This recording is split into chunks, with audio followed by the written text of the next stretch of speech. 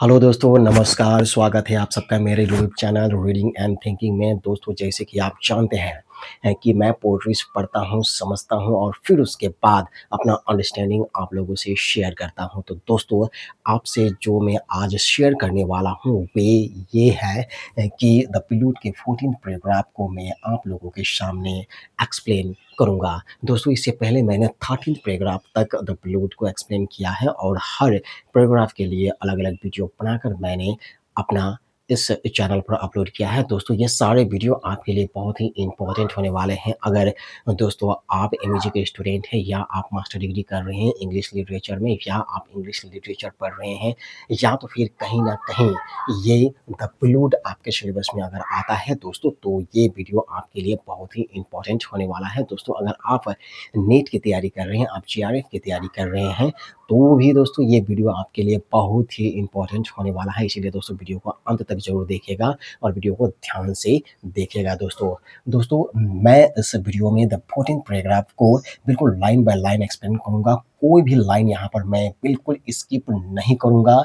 लेकिन दोस्तों, वीडियो शुरू करने से पहले अगर आपने इस चैनल को सब्सक्राइब नहीं किया है, तो प्लीज़ इस चैनल को सब्सक्राइब कर लीजिए। और दोस्तों, अगर आपको ये वीडियो अगर आपको अच्छा लगता है दोस्तों, तो प्लीज़ इसको लाइक और शेयर ज़रूर कर दीजिएगा दोस्तों। तो चलिए दोस्तों, वीडियो को शुरू करते हैं। दोस्तों, 14th पैराग्राफ को लाइन बाय लाइन शुरू करने से पहले दोस्तों हमें ये जानना बहुत ज़रूरी है कि 13th पैराग्राफ में विलियम वर्ड्सवर्थ ने क्या कहा था। तो दोस्तों, 13th पैराग्राफ में विलियम वर्ड्सवर्थ ने एक सवाल उठाया था। विलियम वर्ड्सवर्थ का कहना था कि जिन्होंने भी इस प्रकृति को बनाया है, प्रकृति को बनाने के पीछे उसकी उम्मीदें, उसके इरादे बिल्कुल भी साफ नहीं थे, ऐसा विलियम वर्ड्सवर्थ कहते हैं। क्योंकि विलियम वर्ड्सवर्थ ने ये महसूस किया था जब वे पहाड़ों में खेल रहे होते थे या तो फिर वे वृक्ष के ऊपर चढ़ के खेलते थे या गुफाओं के ऊपर खेलते थे या तो फिर वे जंगलों में खेला करते थे, तब उन्होंने इस बात को महसूस किया था कि प्रकृति ने उन्हें परेशान किया है, प्रकृति ने उन्हें डराया है। वर्ड्सवर्थ कहते हैं कि प्रकृति ने उसके अंदर के भयंकर चरित्र को उभर कर आने के लिए भी मजबूर किया था। फिर दोस्तों, वर्ड्सवर्थ कहते हैं कि प्रकृति ने उसके अंदर ऐसी इच्छाएँ पैदा की जिसकी वजह से वह किसी भी प्रकार के जोखिम उठाने के लिए तैयार हो जाता था और किसी भी प्रकार के खेल में वे इन्वॉल्व हो जाते थे।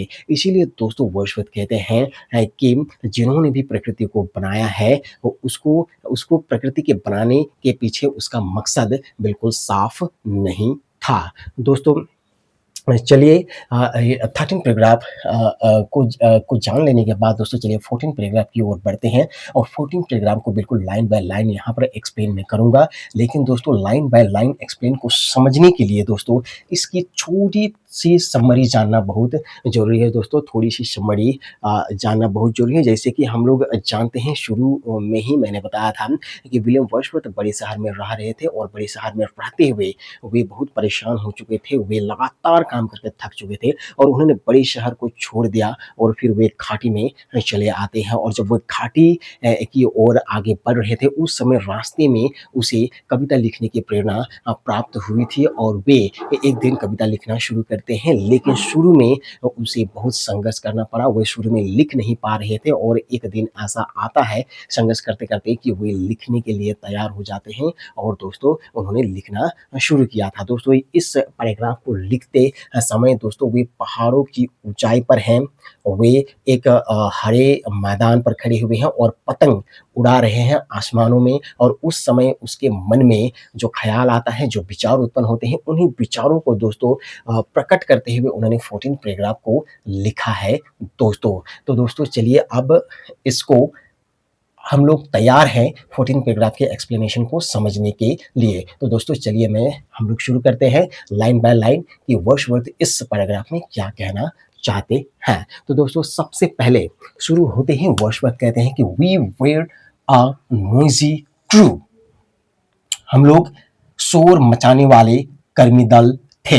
हम लोग अर्थात वर्ड्सवर्थ और उनके दोस्त, उनके मित्र। द सन इज हेवन, सूर्य स्वर्ग है या सूर्य आसमान है। हेवन का तात्पर्य यहाँ पर आसमान से है। आसमान जिसमें सूर्य चांद तारे और पृथ्वी समाये हुए हैं। ये आसमान, ये स्वर्ग ऊपर से सब कुछ देख रहा होता है। ऊपर से वे नीचे की ओर धरातल में सब कुछ ये आसमान लगातार देखता रहता है। और वो वर्ड्सवर्थ कहते हैं कि beheld not fails, घाटियों को उन्होंने नहीं देखा है, आसमानों ने अब तक घाटियों को नहीं देखा है। मोर ब्यूटीफुल देन आवर्स, हमारे घाटी जिस पर हम लोग रहते हैं वो बहुत सुंदर है, और इससे भी ज़्यादा सुंदर घाटियाँ यहाँ पर मौजूद है पृथ्वी पर, लेकिन आसमान की नज़र अब तक पृथ्वी पर इन घाटियों पर नहीं पड़ा है। Nor show a bend in happiness and joy, Wordsworth कहते हैं ना ही आसमान ने ऐसे दल को देखा है जो बहुत खुश है, जिसका मन बहुत शांत है और खुशहाल है। ऐसे दल को भी अभी तक हेवन ने यानी कि आसमान ने नहीं देखा है। रिचर और worthier of the ground they trod, Wordsworth कहते हैं कि ये दल अर्थात दल बेंड अर्थात वर्ड्सवर्थ और उनके मित्र जो है अपेक्षाकृत धनी है। अर्थात वर्ड्सवर्थ कहना चाहते हैं कि उसका मन शांत है, उसका मन प्रसन्न है, वे लोग चैन सुकून की जिंदगी बिता रहे हैं।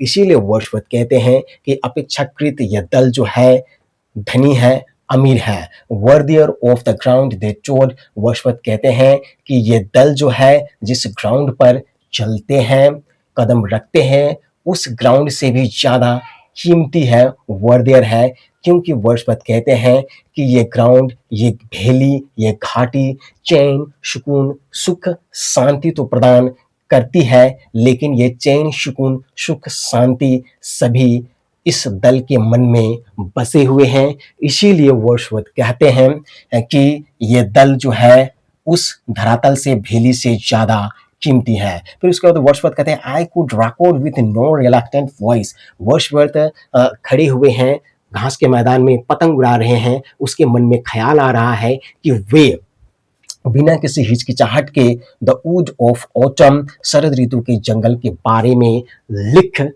सकते हैं। फिर वो कहते हैं and there hazel bowers, Wordsworth कहते हैं कि देयर शरद ऋतु के जंगल के अखरोट के वृक्ष के छांव के बारे में भी वर्ड्सवर्थ लिख सकते हैं। विद मिल्क वाइट क्लस्टर्स हंग, जिस वृक्ष पर दूध के समान सफेद अखरोट के गुच्छे लटकते हुए नजर आ रहे हैं, उस वृक्ष के बारे में मैं लिख सकता हूं।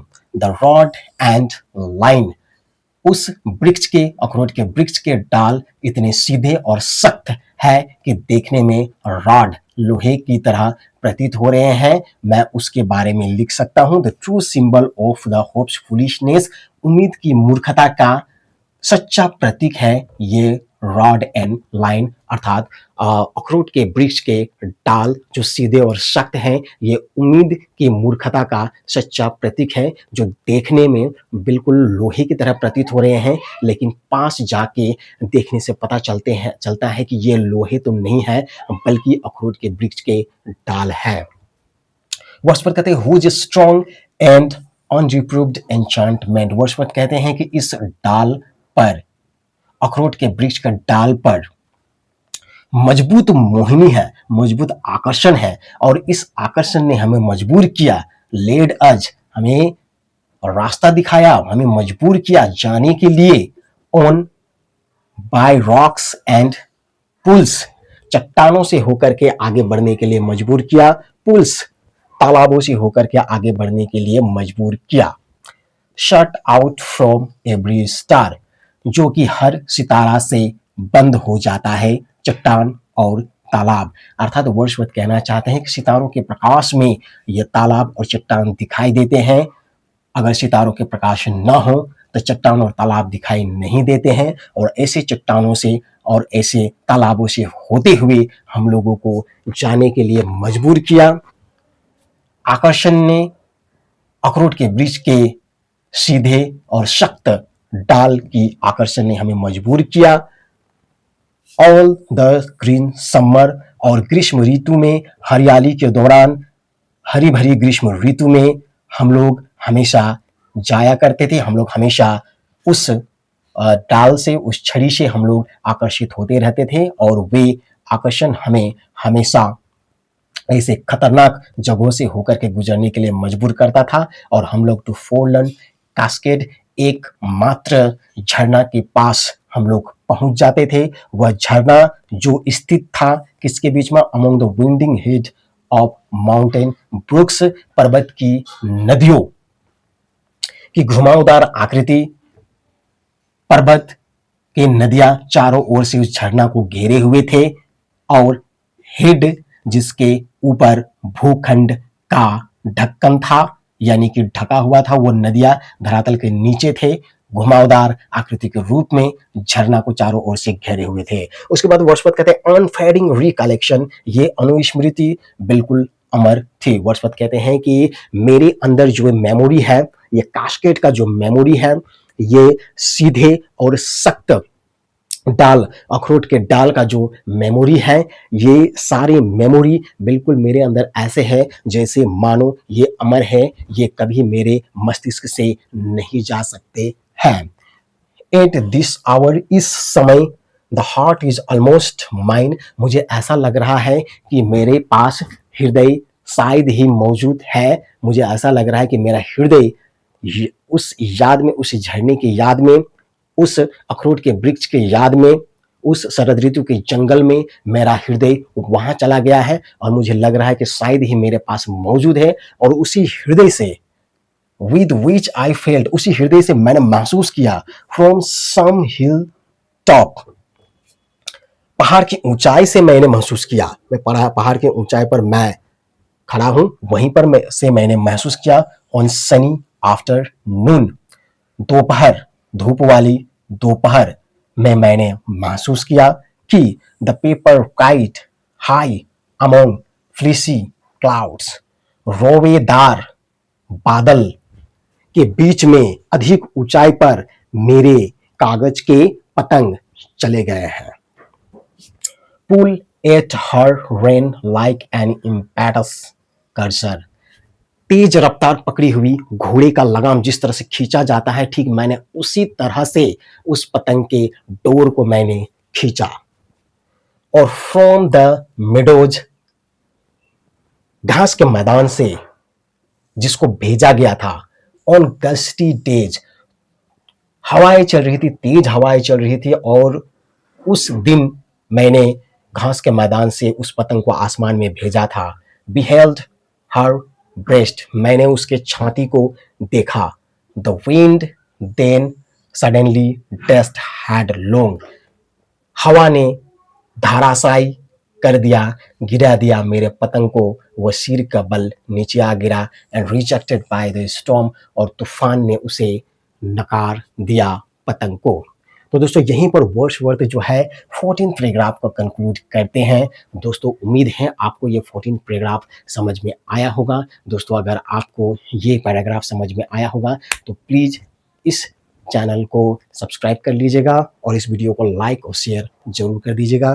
दोस्तों वीडियो देखने के लिए बहुत बहुत धन्यवाद। दूसरी वीडियो में हम लोग 15th पैराग्राफ की व्याख्या के साथ फिर मिलेंगे। गुड बाय दोस्तों।